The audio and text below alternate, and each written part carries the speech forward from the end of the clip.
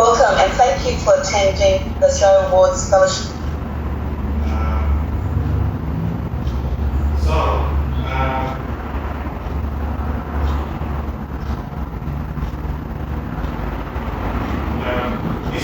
To do an acknowledgement of country.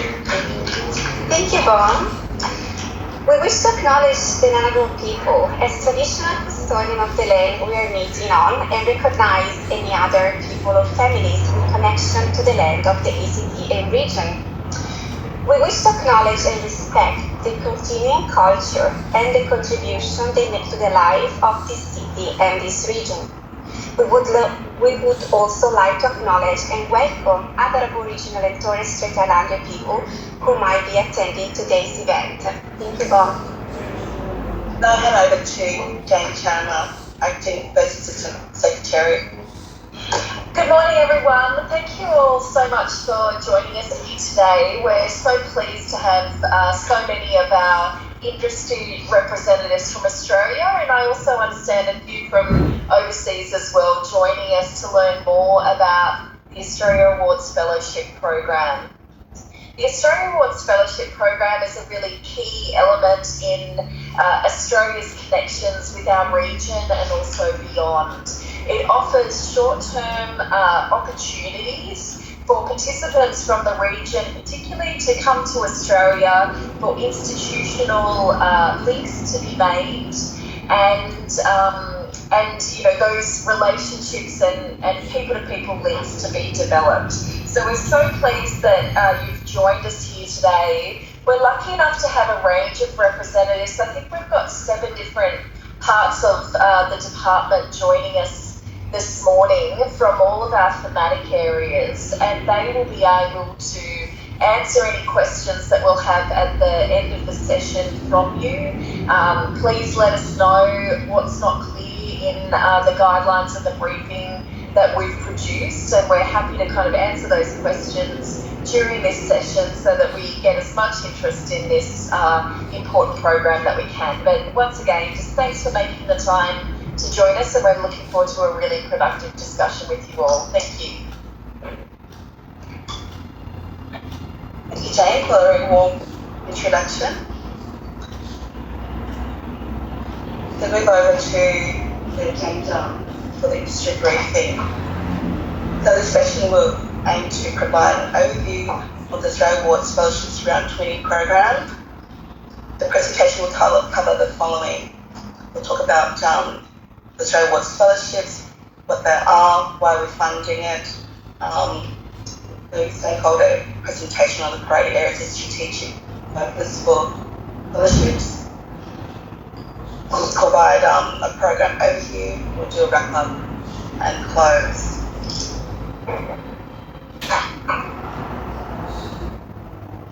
The Australia Awards Fellowships program launched in 2006 to offer Australian organisations the opportunity to deepen and broaden the links with leaders and professionals with participating countries by hosting fellows from overseas partner organisations that aligns with current thematic priority areas.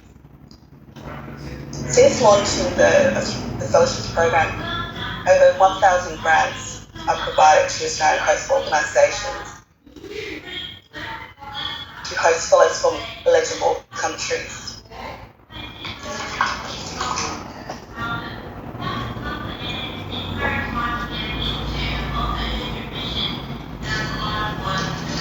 The aim of the program is to strengthen partnerships and linkages between Australian organisations and partner organisations in developing countries in support of Australia's strategic development objectives. It also increases the capability and professional development of fellows to advance priority development issues bilaterally, sub-regionally and more regionally.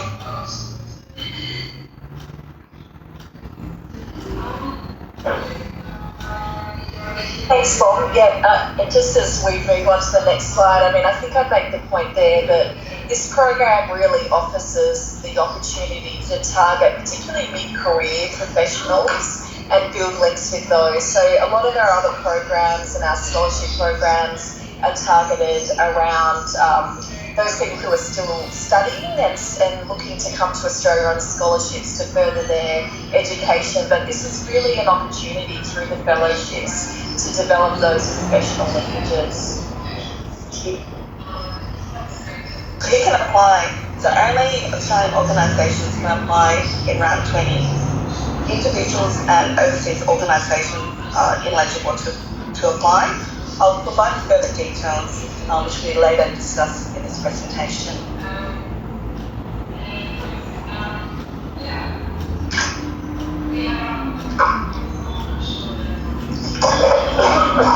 Australia Awards Fellowships provide short-term opportunities between 2 weeks to 52 weeks of study in Australia, research and professional development activities hosted by Australian organisations.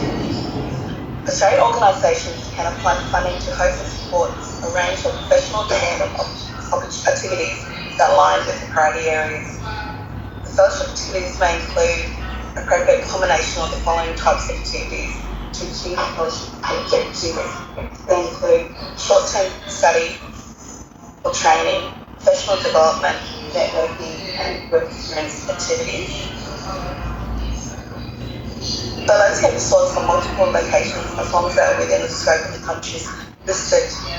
The regions include the Pacific, Southeast Asia, South Asia, Middle East, Africa, Caribbean, and Ukraine. For the full list of the countries, please refer to the fellowship's webpage on the department site. A strong feature of fellowship is its flexibility. They range from specialist training of MREs, doctors in endoscopy departments at two leading Australian hospitals, to training government officials from Vietnam on coastal and marine conservation and sustainability. Funding of up to $34,500 per fellow to a maximum of 15 fellows is offered on a competitive basis to Australian organisations to host fellows from eligible countries for to be delivered both in Australia and in partner countries. DFAT funding covers return air travel and relevant in Australia travel, training costs, accommodation and living expenses, medical insurance costs in Australia, special assistance for people with disability, and program overhead fees.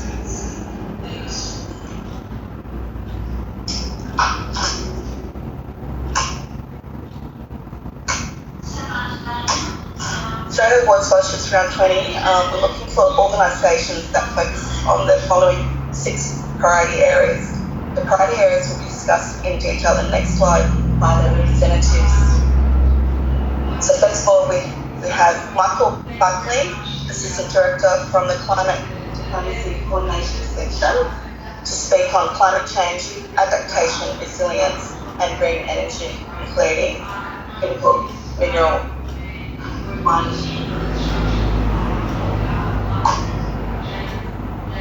Thanks, Paul. Hello everyone, just wondering, can you hear me okay? Yes. Okay, great. Thanks. As I mentioned, I work in the DFAT's climate diplomacy area. Today I just want to outline some of the key areas the government is focusing on in its work in the climate space.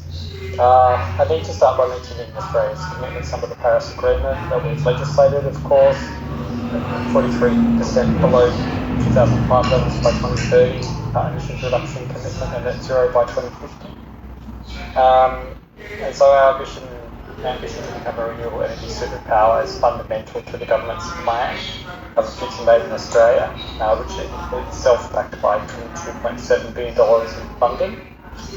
Just wanted to flag here that the Department of Climate Change, Energy, Environment and Water is responsible for the delivery of our climate change and energy agenda, while DFAT does have significant equities in this work, particularly on the trade investment side and climate diplomacy. So DQ lays out 5 strategic objectives and a couple of cost-cutting priorities for this work.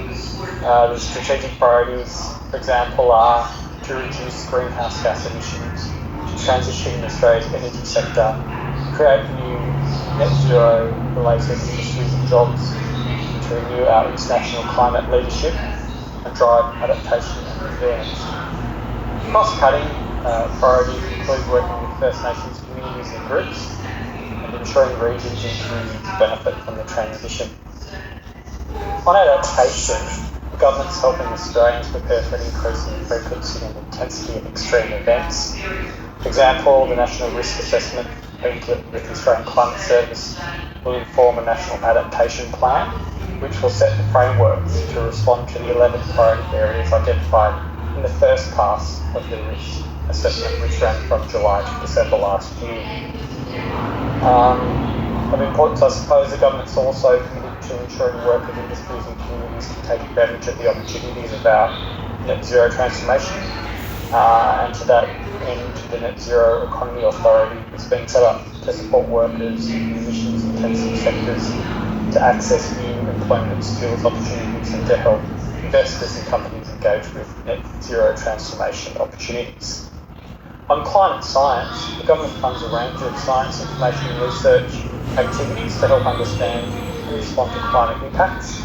Some of those which are crucial to the effort include the National Environmental Science Program, the Australian Antarctic Science Program, CSIRO, and of course the Bureau of Meteorology.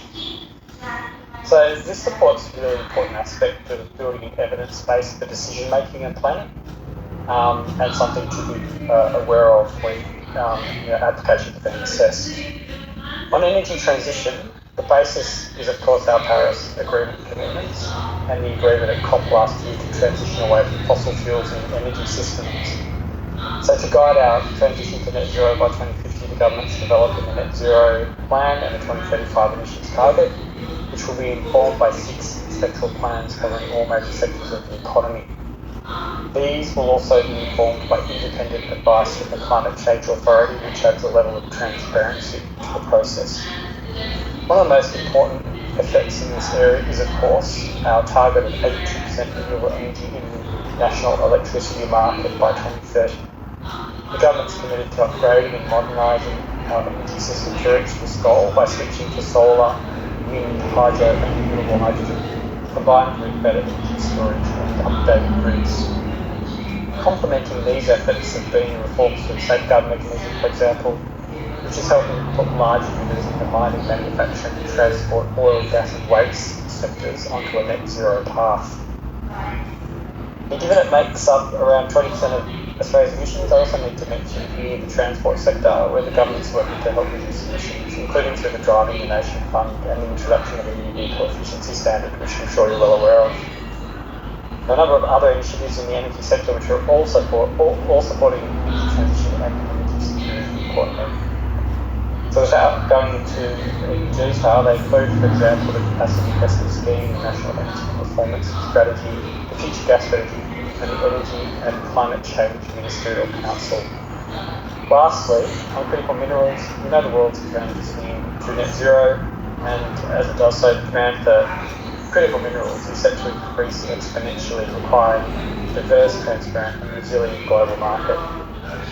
Australia is a world leader in critical minerals, with some of the world's largest reserves, a skilled mining industry and strong investment destination credentials. A critical minerals strategy released in June last year emphasises working with partners to build diverse, resilient and sustainable global supply chains, including to support the Future Made in Australia agenda I mentioned earlier. In addition to the lines of effort I've just mentioned, Australia also engages actively with international climate negotiations and has a targeted and effective development cooperation assistance program focusing on our region. Our international development policy now hardwires ambitious targets for all new ODA investments to have a climate outcome rising to 80% from 2028. So by outlining these areas at a very broad level, I just wanted to emphasise we're really looking to share Australia's breadth of experience in tackling the climate challenge through considerable policy reform backed by dedicated funding and institutional arrangements.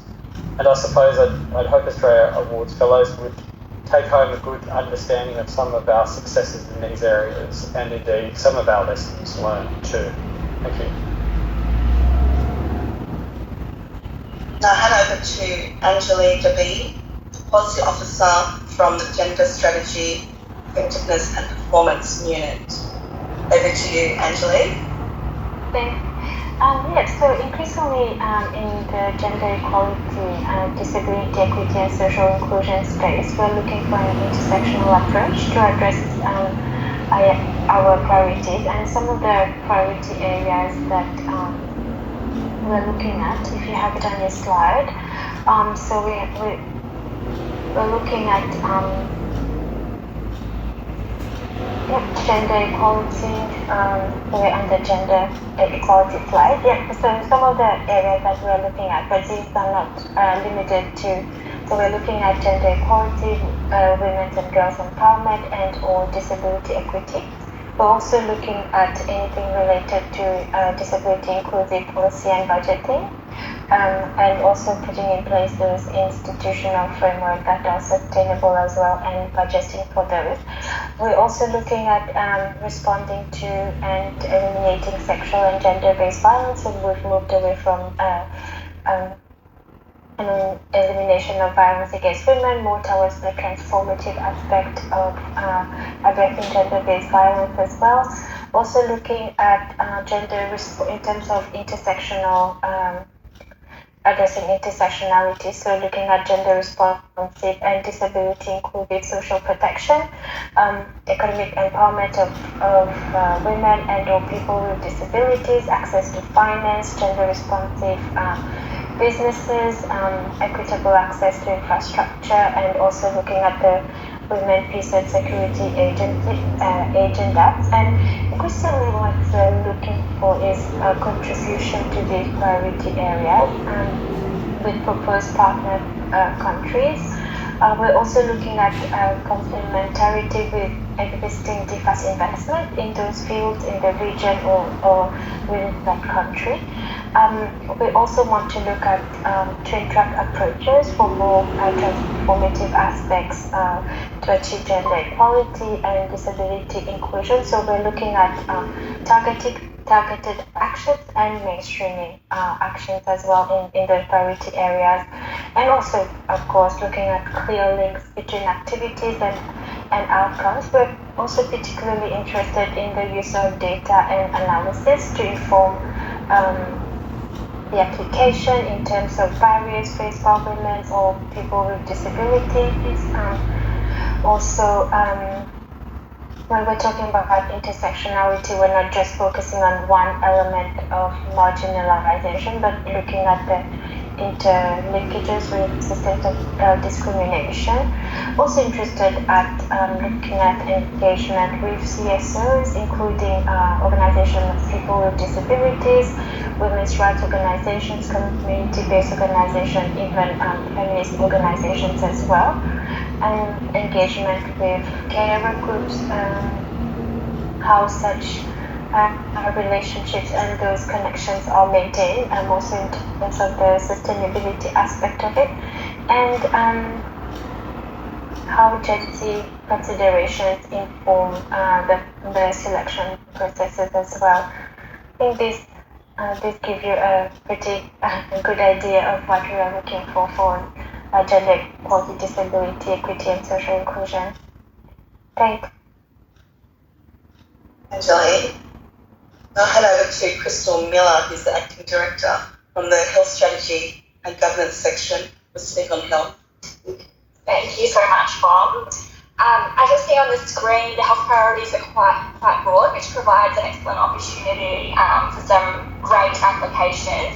The priorities are aligned with our regional programming, our flagship initiative, which is our $620 million Partnerships for a Healthy Region, which has a strong focus on building partner countries' ability to respond to communicable disease, non-communicable disease, to advance sexual reproductive health and rights, and to build workforces and strengthen health systems.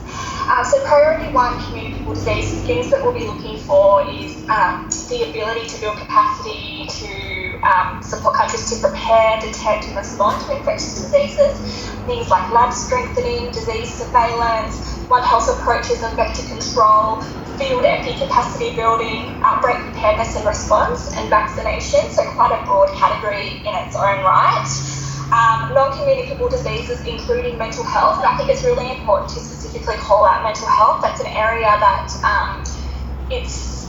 we're increasingly starting to become engaged in. It's really important, particularly in the wake of COVID-19, the rise of mental health conditions across the region and the globe have really risen.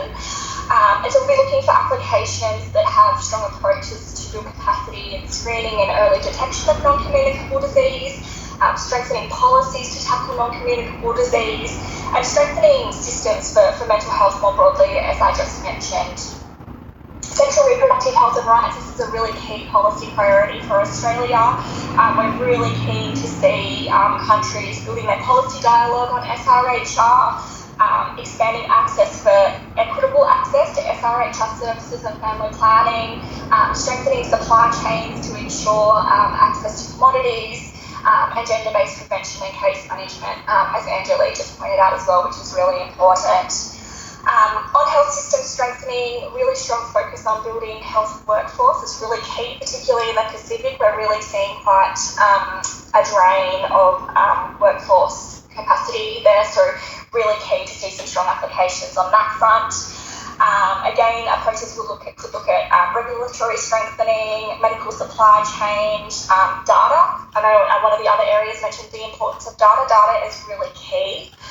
And the bottom two there, health security and pandemic prevention, a lot of that is covered off in communicable diseases, again with One Health approaches. I think applications will be really considered favourably if they also integrate some of our cross-cutting priorities. So we'd really love to see gender equality, disability, climate change and First Nations engagement built into applications. That would be really considered favourably from our perspective. Thanks, Bob. Thank you. Thanks, Crystal. So next we've got two presenters. We'll speak on digital economy, cyber resilience and media engagement. I hand it over to Farah Hafar, Senior Project Officer from Pacific Cyber Corporation section. We'll speak on digital economy and cyber resilience. Over to you, Farah. Thanks, Mom, and good morning, everyone. Apologies for my ignorance, if any here. I've just been handing this over today. Apologies for my colleagues who are unwell today and should have been presenting. I guess to start with, our cyber branch and predominantly the team that I'm in, which is a cyber critical technology corporation program, is heavily focused on cyber uplift, awareness, safety, maturity, hygiene, all these things across the Pacific and Southeast Asia. Our priorities at the moment are really heavily focused on the education and maturity levels of these nations and countries, and I guess assisting and uplifting in this space, preventing threats, providing resilience, providing education, awareness of the vulnerabilities that are there. We really have a heavy focus on strengthening policies and systems, and I guess assisting these countries in networking with industry providers in understanding these areas and gaining the skills necessary. So I may just go into some of our programs that we've got at the moment. I guess under the 2023 to 2030 cybersecurity strategy that Australia released in November last year. DFAT is heavily focused on the strategy's sixth shield, which is resilient region and global leadership, seeking to enhance the collective cyber resilience of our region and work with global partners to meet the evolving challenges of cyberspace. So, furthermore, and I guess some changes that are happening in our branch at the moment, we are refreshing our cyber and critical tech corporation program with that greater emphasis on building long-term and sustainable cyber resilience, and our cyber rapid assistance for Pacific incidents and disasters, so what we call Cyber Rapid program, which was established as part of this Sixth Shield under the cybersecurity strategy, is also going to fall under the new redesign of the Cyber and Critical Tech Corporation program. So Cyber Rapid, slightly different to what we're trying to provide in terms of uplift and education space. Rapid is a program that provides pretty much immediate assistance and deployment into the Pacific in response to digital disasters, incidents, support, which these countries can request through Australia's High Commission, and we will respond. We also have a focus on building the digital transformation and modernisation space. The Australian government has committed to build long-term resilience in the Pacific by working with our partners to proactively identify vulnerabilities in this space, so end-life hardware, software, and trial by secure design solutions that can reduce cyber incidents. Our industry partners can help us drive this uplift in cyber maturity and security through our region. So yes, again, apologies if I haven't covered everything here, but I do encourage and welcome any questions towards the end of this chat. Thanks, Bon. Sorry, just to clarify, we're not taking any Q&A at the end of this session. So if there's any questions following the ministry briefing, please send them through to our fellowship. You can click on it. Yeah, brilliant. Thank you. Sorry. No, so good. So now over to Norelli Santoven, who's the Assistant Director from the Media and Broadcasting Unit, will speak on media engagement. Over to you, Norelli. Thanks, Bob. So this is a great opportunity to deepen Australia's engagement with media stakeholders in the Indo-Pacific. Australia recently released its Indo-Pacific broadcasting strategy and regional initiatives to provide a framework to help foster vibrant, viable and independent media in the Pacific, Southeast Asia and South Asia. Together these frameworks help foster media skills, better enable the media to play its role in elevating diverse voices and perspectives of our region, and build on closer relationships through the sharing of culture, people-to-people ties and stories. We know that AI, social media, digital transformation and increased connectivity can be forces for good, as new technologies enable space for vibrant public debate to reach new audiences, but these technologies are also disruptive. The shift towards digital and mobile platforms has contributed to significant challenges for media business models. It can also undermine the value of mainstream, verified public interest reporting and content, give rise to mis- and disinformation, and widen the gap between those who communicate and access information through digital devices and those who do not. Having capacity to report and fact check and enhancing access to diverse sources of credible information are important to ensuring professional and independent media can meet audience needs for credible, informative and content that's relevant to them. We would like to see applications that address these challenges, as well as increase Australia's connections with stakeholders in the region's media sectors. We strongly encourage applicants to consider a broad range of partnerships, including activities with media organisations, universities, civil society, or other actors that may be engaged in media strengthening. Thanks, Bob. Now I'll hand it over to Angelica Sardo, Policy Officer from the Northeast Indian Ocean Program Section, who will speak on maritime and blue economy. Over to you, Angelica. Thanks, Tom, and good morning, everyone.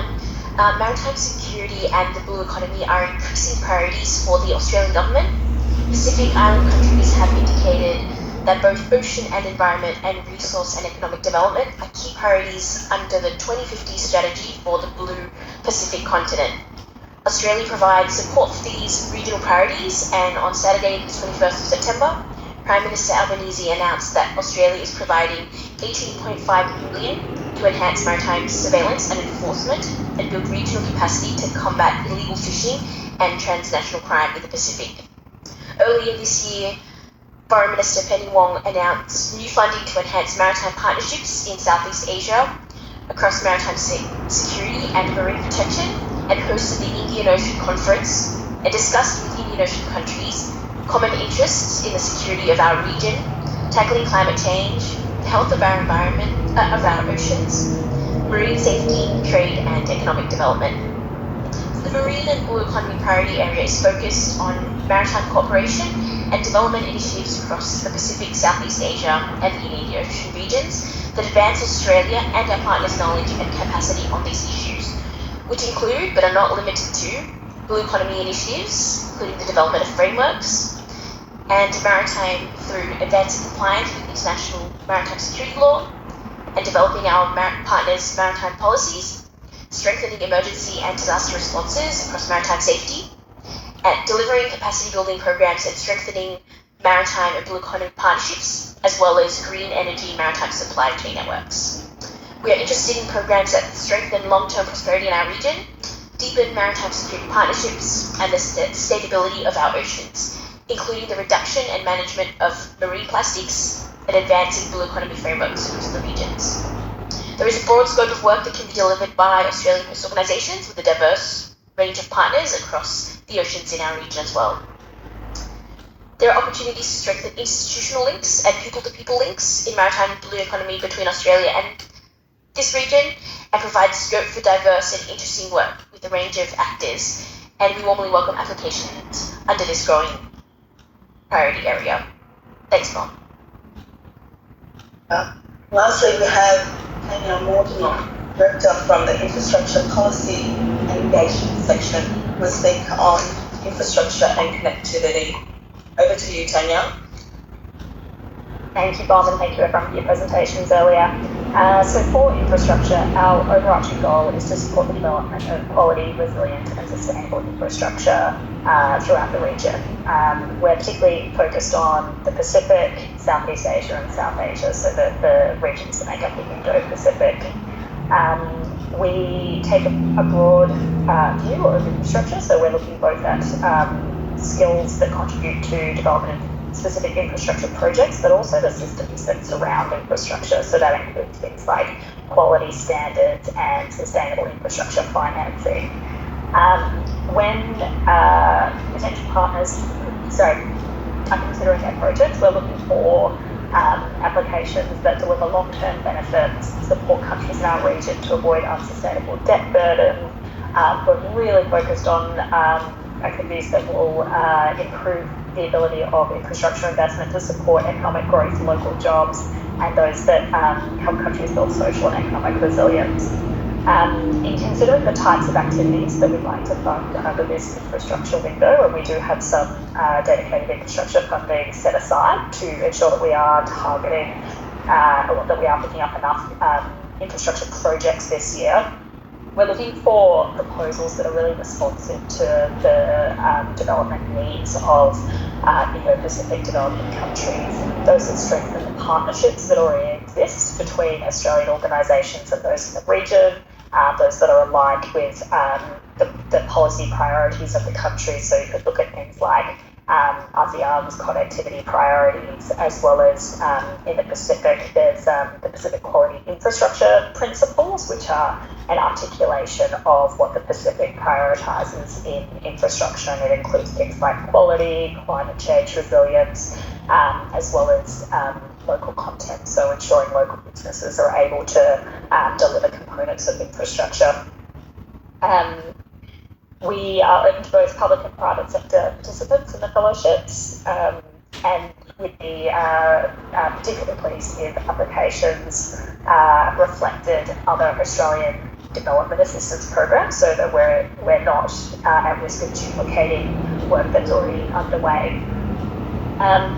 With the emphasis on being responsive to the priorities of partner countries in the region, we did a quick round of consultation throughout our post to understand where the countries were focused. So I'll just run through a couple of the areas that were identified. Please don't consider this an exhaustive list. These are just some of the early priorities that were focused on by our partners in the region.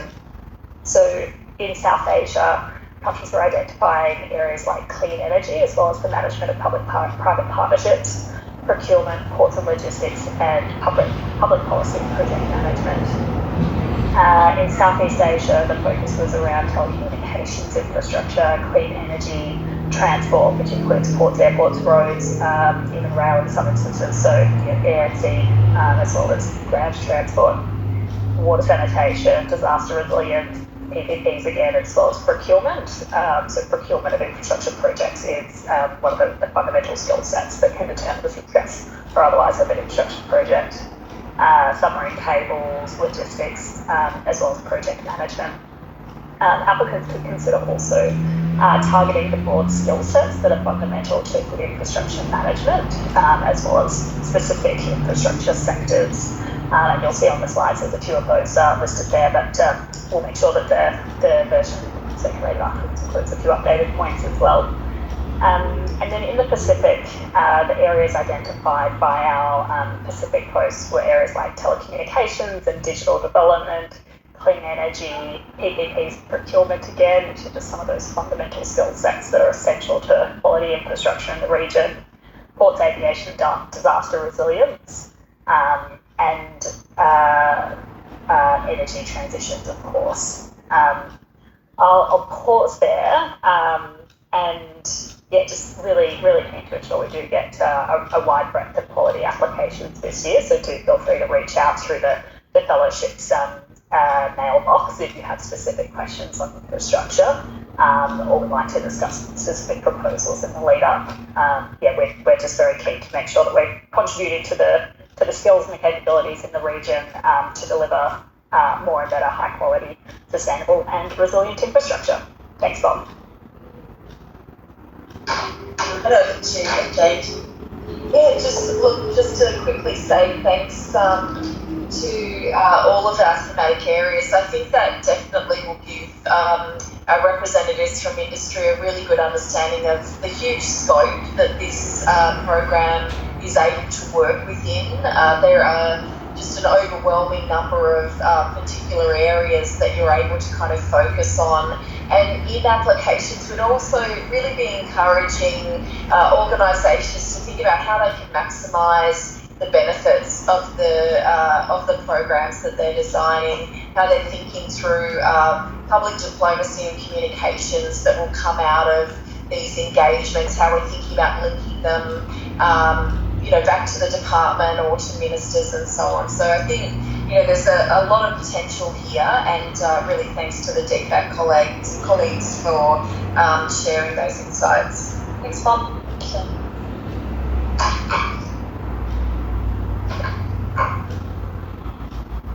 Just moving on to the eligibility. The Australian host organisations must meet the following eligibility. Australian organisations in countries and overseas counterpart organisations in participating countries are invited to apply for an Australian Awards scholarship. DFAT will consider Australian organisations with new or emerging partnerships with overseas counterparts eligible to apply for scholarship. Applicants seeking funding to support the establishment, to demonstrate a strong understanding of the country and context in which they propose to work. So in terms of the Australian organisations, there must be legal entities with an Australian business number, ABN. They include institutions, private sector, government bodies, NGOs, and industry bodies. Priority is given to applications addressing the priority development areas. Ensure that the activities planned for the fellowship relate to the development priority area for the fellowship is focused, and demonstrate links to a specific partner country priority. In addition to the above, organisations must align with the program aims and demonstrate links with partner organisations in participating countries, as well as the capacity to manage and deliver a fellowship project. Further requirements is for the Australian organisation to co-contribute to the fellowship. They can be in kind or financial.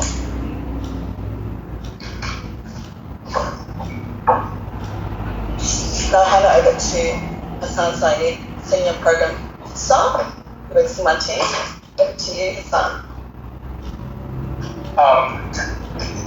Thank you, Bob. Now we're going to talk about the co-contribution of host organizations. It is very important to understand that DFAT does not fund 100% of the programs. Part of the costs are funded by DFAT, and the rest is to be covered by the Australian host organization or the partner country organization.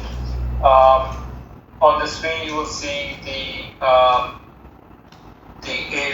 costs which are to be co-contributed by the host organization. So staff travel and accommodation costs in Australia. So for the AHO staff, DFAD will not fund if they are traveling within Australia. For example, if you've got a monthly city activity, DFAD will not pay for the AHO staff travel and accommodation, but will pay for the fellows travel and accommodation. Going down, you have the other costs, for example, the communication costs. So, for example, buying a mobile SIM is not a cost that's to be covered by DFAD, that's an AHO cost. Or if you want to purchase mobile phones for the fellows, that's a co-contribution from the host organization. Can you move on, please?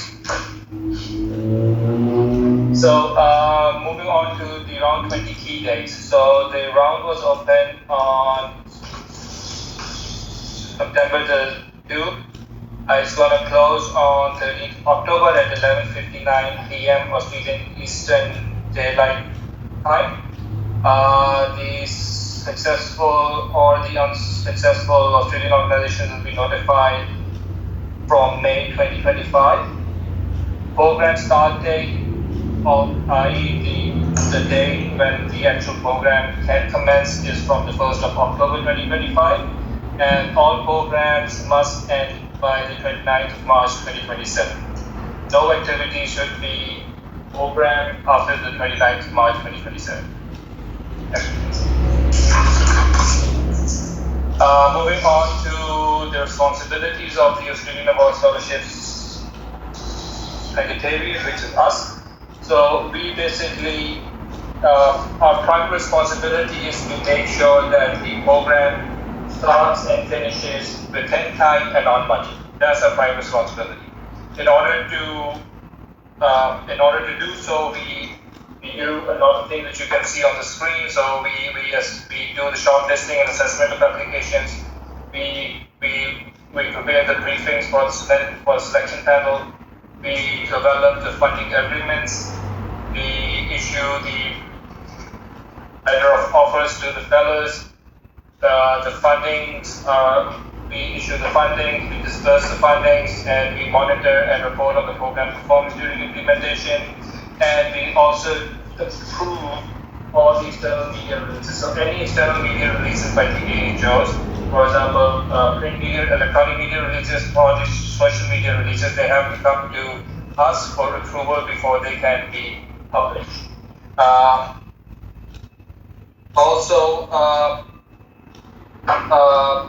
If the fellows are to give interviews to any of the media outlets, the content has to be approved by us first.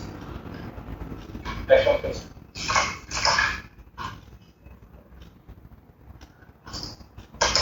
Expectations for engaging with us. So the Australian Award Scholarships Secretariat. So what our expectations are basically from the AHO. So the first thing is that the AHO are to engage with us throughout the life of the fellowship program.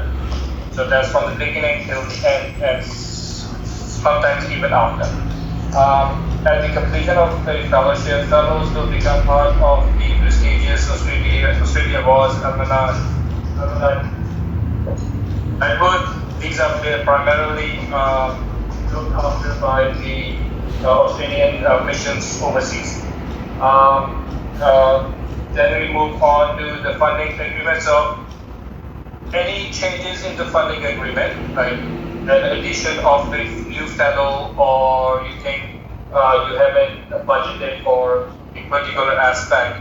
So all of those requests are to come to us, and they will be approved by us before you can make any changes in your form. Also, as I mentioned earlier, any and or all external communications are to come to us for approval. And for all this to happen, the primary contact is given on the screen, which is fellowships@dfad.gov.au. That would be all from my side. Thank you, Paul. Thanks, Hassan. So now I'll hand over to Raquel, the CP, a program officer who works in the Secretariat. Over to you, Raquel. Thank you, Bob. I'm gonna talk with you about the HO's responsibilities, so the Australian Host Organization's responsibilities. As you can see in the screen, the HO are responsible to enter into contractual agreement with us, with DFAT, and provide a tax invoice for funding. Just a reminder that you have to have an active APN to do so. Then the HO needs to return, sign fellow letter of offer pack. We issue that. We take care of that. There will be some form that you can fill out in our platform, and you provide all the information to us, and we can issue this letter of offer pack. You're responsible to arrange medical insurance for the fellows, and it's gonna be an overseas student health cover. The HO are responsible for the fellows' welfare during all the program. One of our responsibilities is make travel and accommodation arrangements for all the fellows. Deliver a pre-departure briefings with all the fellows and deliver an arrival briefing for the fellow. Also, you're responsible to organize a welcome to country ceremony to welcome all the fellows to Australia.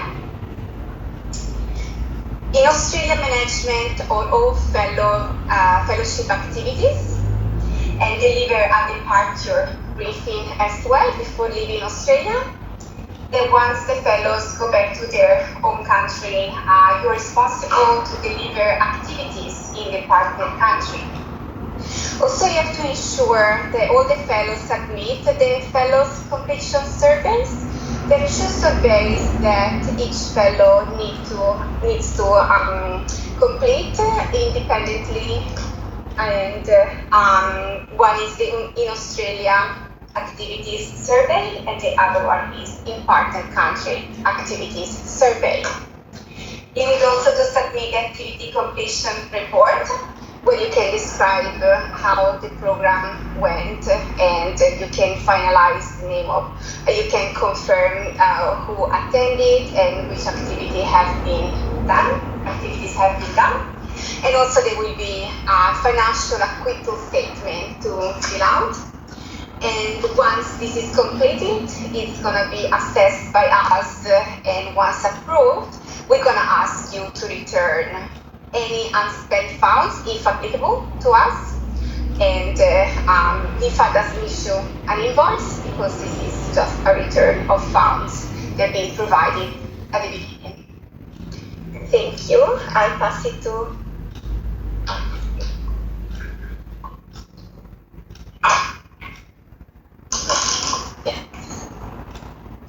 As mentioned previously, if you have any questions, please send them by the close of business on 27th of September this time to this email, fellowships@dfat.gov.au, and we're gonna answer to all your questions in a timely manner.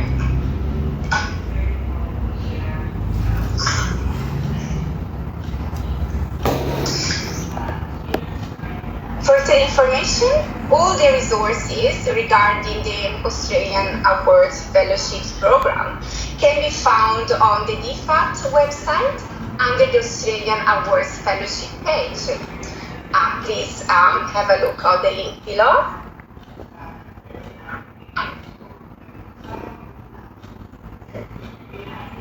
Thank you, Bob.